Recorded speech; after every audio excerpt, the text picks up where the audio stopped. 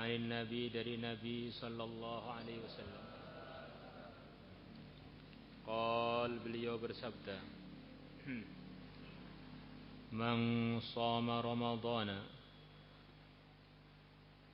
barang siapa puasa bulan Ramadan, wa arafa hududahu, dan dia mengetahui batasan-batasannya puasa Ramadan. Wa arafa hududahu itu diantara maksudnya dia tahu batasan-batasan yang tidak boleh dilanggar di bulan Ramadan. Tidak boleh tanpa uzur makan minum dengan sengaja, tidak boleh ketemu dengan istri, berkumpul dengan istri, dan lain sebagainya.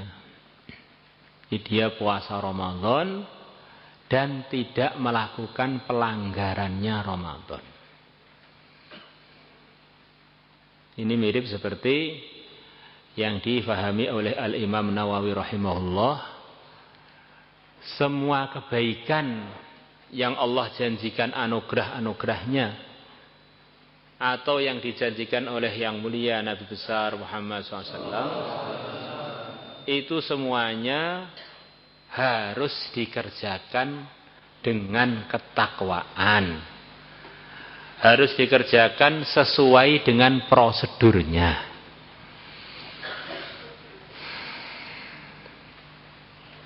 Seperti orang iktikaf di masjid,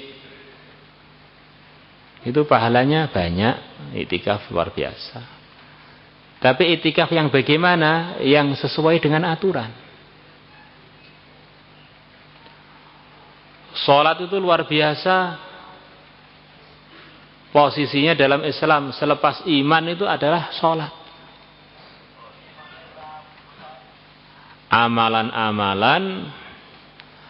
Amalan-amalan selain sholat cukup perintahnya diwahyukan lewat Jibril.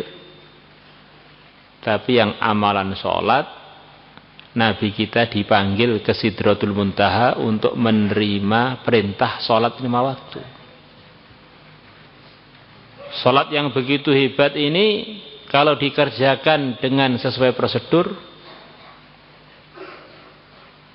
berapa banyak pujian dari Allah dan dari Rasulullah untuk orang-orang yang sholat. Sebaliknya, kalau dikerjakan nggak sesuai dengan aturannya, fawailul lil musalli. Maka kita ini ngaji ini perkara yang baik. Kafaratun lima taqaddam, ngampuni dosa. Yusyai'u sab'una alfan min muqarribis sama. 70.000 malaikat khusus menyertai para pelajar. Pelajar yang bagaimana? Apa pelajar yang mata keranjang?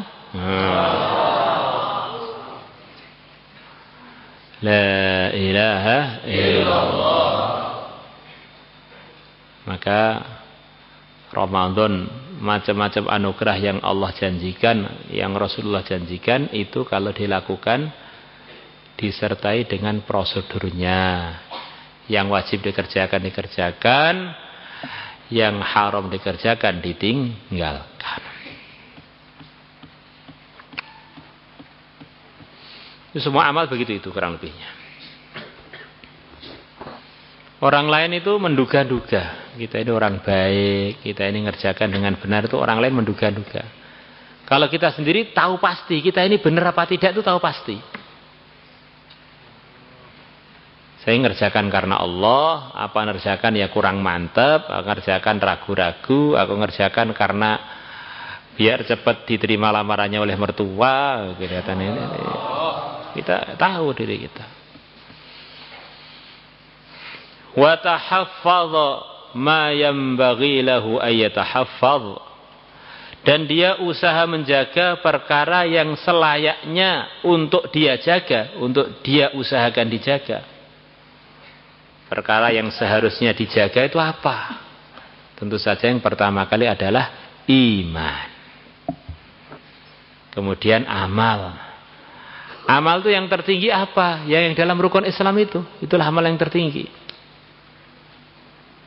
Salat, zakat, puasa, haji. Baru amalan-amalan yang di bawahnya. Baru disempurnakan yang sunnah-sunnahnya. Kaffara ma qablahu, maka puasa Ramadan dia yang disertai persyaratan tadi mengampuni perkara yang sebelum Ramadan. Perkara sebelum Ramadan apa? Ya bulan, hari-hari sampai ke Ramadan yang telah lewat itu. Jadi kafara ma qablahu itu isyarat diampuni untuknya dosa 1 tahun gitu lah. Jadi kafara ma qablahu itu dosa 1 tahun diampuni untuk dia kalau dia puasa Ramadannya beneran. Ini akan dijelaskan dalam hadis yang akan kita baca sebentar lagi. وعن أبي هريرة رضي الله عنه عن رسول الله صلى الله عليه وسلم قال الصلوات الخمس صلاة 5 waktu wal jumu'atu ilal jum'ati dan Jumat sampai Jumat berikutnya 1 pekan wa ramadhanu ila ramadhana dan Ramadan sampai Ramadan berikutnya. Mukaffiratun perkara tadi adalah mengampuni ma dosa-dosa bainahunna yang antara perkara-perkara tersebut. Kalau orang sholat 5 waktu maknanya hari itu semua dosanya sholat waktu dengan benar terampuni. Kalau orang Jumatan maka dosanya 1 pekan terampuni. Kalau orang Ramadan dengan takwa maka dosanya 1 tahun terampuni. Idza jutunibatil kabairu, ketika dosa-dosa besar dijauhi. Sudah janji Allah, janji Rasulullah, perkara yang barusan disebutkan, salat 5 waktu, kemudian Jumatan, kemudian puasa Ramadan, itu menghapus dosa antara amalan-amalan tadi. Resik, dia bersih dari dosa. Syaratnya dia menjauhi dosa besar. Begitu juga firman Allah dalam surat An-Nisa. Kalau kalian menjauhi dosa-dosa besar yang kalian dilarang untuk melakukannya, akan aku ampuni kesalahan-kesalahan kalian dan akan aku masukkan kalian di tempat yang mulia. In tajtanibu kaba'ira ma tunhauna anhu nukaffir ankum sayyi'atikum wa nudkhilkum mudkhalan karima. Nah, dosa besar itu apa? Yang disepakati dosa besar, kalau syirik kan bukan dosa besar ya, orangnya keluar dari Islam sudah. Tingkatannya bukan dosa besar sudah keluar. Jadi dosa besar itu yang dimufakati adalah dosa-dosa yang dari aturan Islam ada hududnya, ada potong tangan, ada ancaman-ancaman itu. Maka yang pasti dosa besar adalah mencuri. Yang pasti dosa besar adalah berzina. Yang pasti dosa besar adalah minum khamr. Yang pasti dosa besar adalah menuduh orang yang baik-baik berzina. Kemudian baru lepas itu menyusul di bawahnya. Termasuk adu domba. Termasuk mengfitnah, termasuk mutus silaturahim, termasuk membuat kekisruhan kepada umat.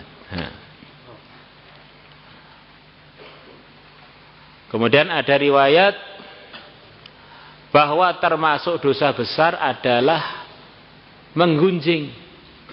Loh, bagaimana Pak menggunjing kok dosa besar itu bagaimana?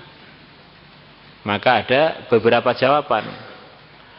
Jawaban pertama, jawaban ala muhadditsin. Ini hadis gunjing lebih besar dosanya melebihi zina, itu hadis dhaif, nggak boleh dipakai. Ya, sudah selesai. Al-ghibatu asyaddu minaz zina. Ini hadis ini dhaif atau bahkan sangat-sangat dhaif, nggak boleh dipakai. Pendapat yang kedua, hadis itu selama masih bisa dipakai jangan dibuang dong walaupun dhaif.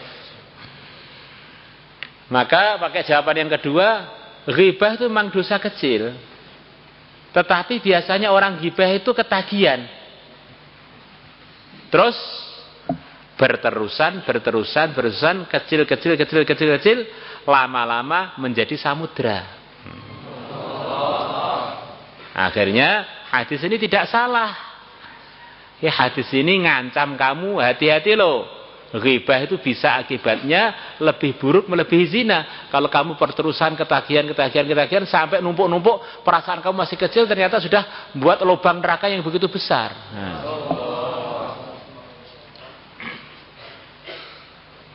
Kemudian jawaban yang ketiga, telah pasti bahwa fitnah itu adalah difirmankan oleh Allah asyaddu minal qatl. Ini fitnah itu lebih berat, risikonya melebihi membunuh. Kok bisa Pak membunuh aja tidak kok dianggap lebih risiko dari membunuh? Kenapa? Orang itu kalau dibunuh mati. Jadi kalau orang difitnah orangnya masih hidup, terus dia ini terkena tuduhan padahal dia nggak melakukan. Jadi orang itu kalau fitnah orang seperti membunuh dia berkali-kali. Selama fitnah itu masih beredar, maka dia terus dosa terus pada orang tersebut. Lah orang gunjing itu sangat-sangat jarang majelis gunjing bisa lepas dari fitnah. Gunjing itu apa toh? Bicarakan keburukan orang yang memang keburukan itu ada. Jadi gunjing itu keburukannya harus ada. Ghibah itu keburukan harus ada. Orang tadi itu saya lihat itu ketiaknya bau banget. Itu memang ya bau beneran. Ada. Lah orang tuh gunjing, akhirnya kehabisan bahan. Selepas kehabisan bahan, kemudian menyimpulkan. Lah kesimpulannya adalah fitnah. Itu bukan kenyataan. Kesimpulan itu bukan kenyataan. Mulai kapan kesimpulan jadi kenyataan? Oh, umpamanya ada teman kamu kalau di kelas suka buat kisruh atau buat apa itu onar apa begitu. Ya, kamu gunjing, memang itu ada benernya memang dia suka buat kisruh. Kemudian ada kisruh di satu tempat. Kamu tahu aja belum, paling dia lagi. Nah, ini kan namanya kesimpulan. Wong kamu nggak ngelihat dan nggak dengar kalau itu yang lakukan dia. Paling. Nah, kalau udah paling ya, paling siapa lagi kalau bukan si dia. Nah, terus dah. Akhirnya ghibah dengan fitnah itu sejoli. Jadi sulit dipisahkan. Akhirnya wajarlah kalau Nabi menegur umat bahwa ghibah itu risikonya bisa lebih berat daripada berzina. Karena di dalamnya tercampur fitnah. Ada orang melaporkan seseorang kepada kamu, dia ini menggunjing kamu. Kemudian kamu tanya dia, mungkin enggak nanti dia ini nanti akan mengembangkan oh mungkin Pak, nanti malah bisa begini, nanti bisa begini. Ini akhirnya kan kesimpulan kan fitnah semua, perkara belum terjadi.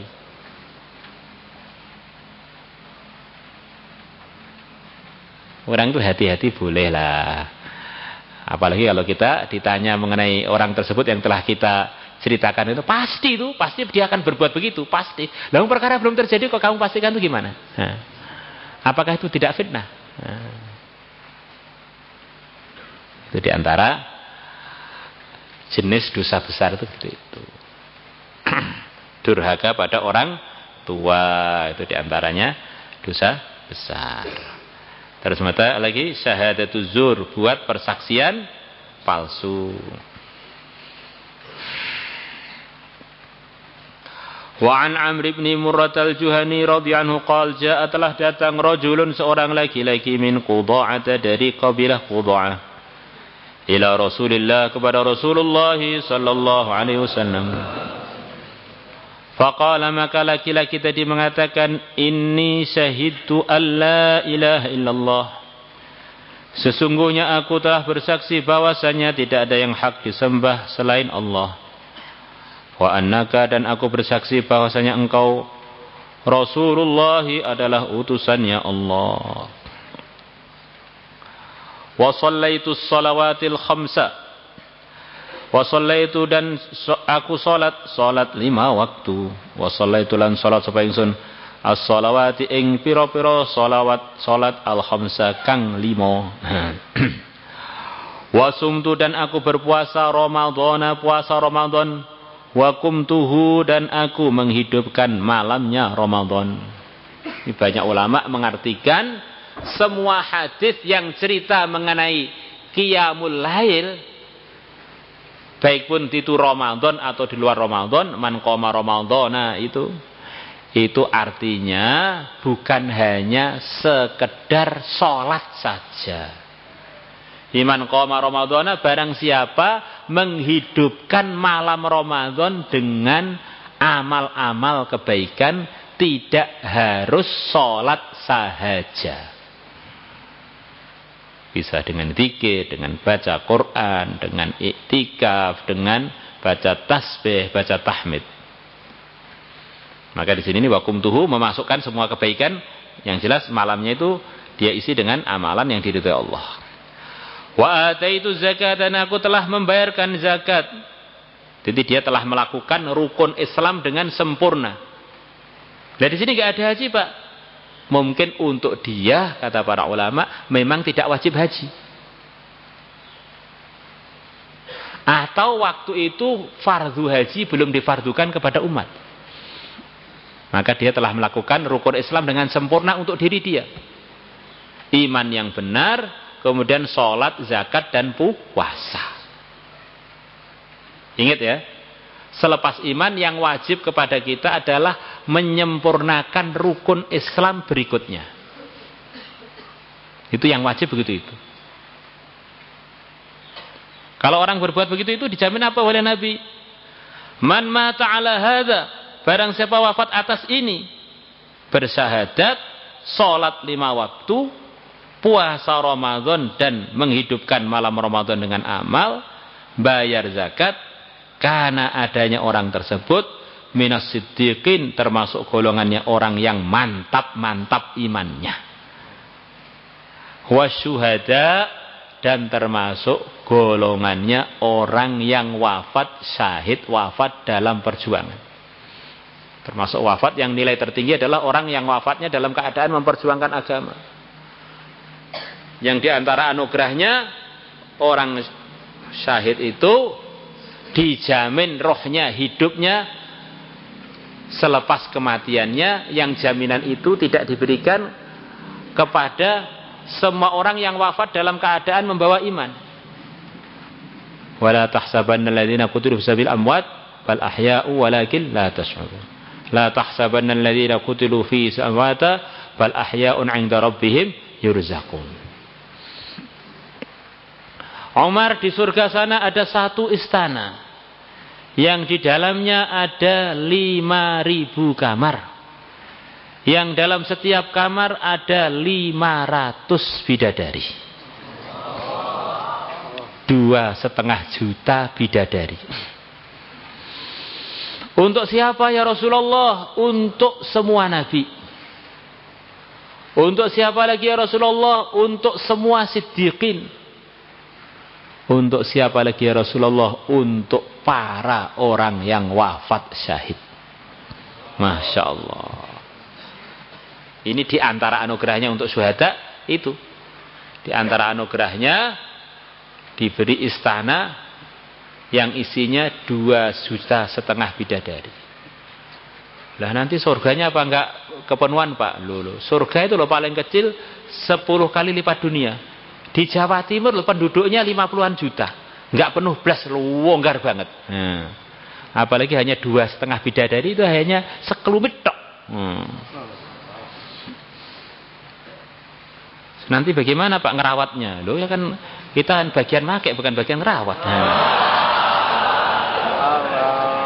Kalau orang itu di surga sudah nggak capek kan dilayani.